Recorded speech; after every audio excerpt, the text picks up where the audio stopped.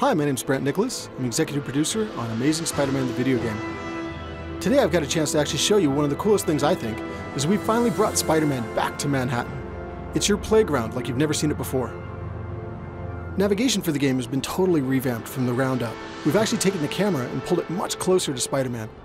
As I'm swinging through the city, it actually gives you a much stronger sense of velocity and speed, but more than anything else, you get a sense of vertigo as you're leaping from the top of a skyscraper all the way down to the levels close to the street.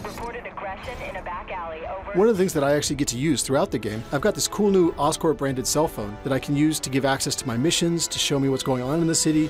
The Osphone actually gives me the ability to tap into police frequencies and get word of all the crimes that are happening throughout Manhattan. We've actually got petty crimes that are happening throughout the city at all times, whether it's car chases, bank heists. It's constantly happening throughout the city and it changes over the course of the game. One of the things I'm going to show you real quick is I'm going to jump in and help a civilian who's actually getting accosted by some thugs. So watch for a sec while I actually take these guys out.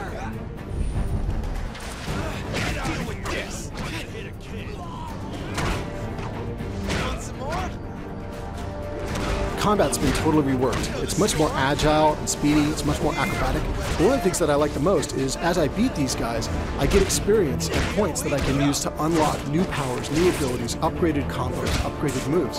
So I highly encourage you guys to try it all out and see how far you can get. So now that I've saved that civilian, I'm going to go ahead and web swing over to another nearby encounter where there's a police car chase that's about to take off in the city.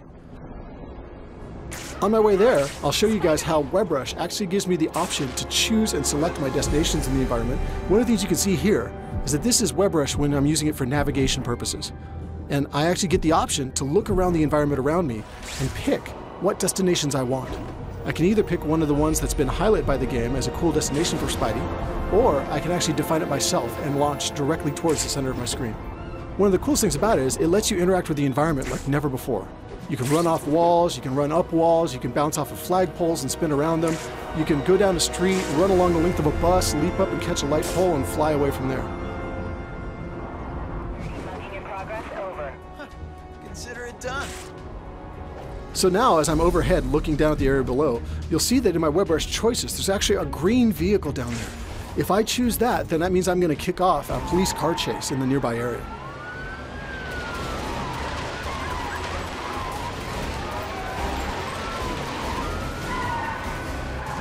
So now as the car chase gets underway, and I kind of get an idea for the environment that's taking place in, watch now as I use a combination of web swing and WebRush and WebShot to take these thieves out of action.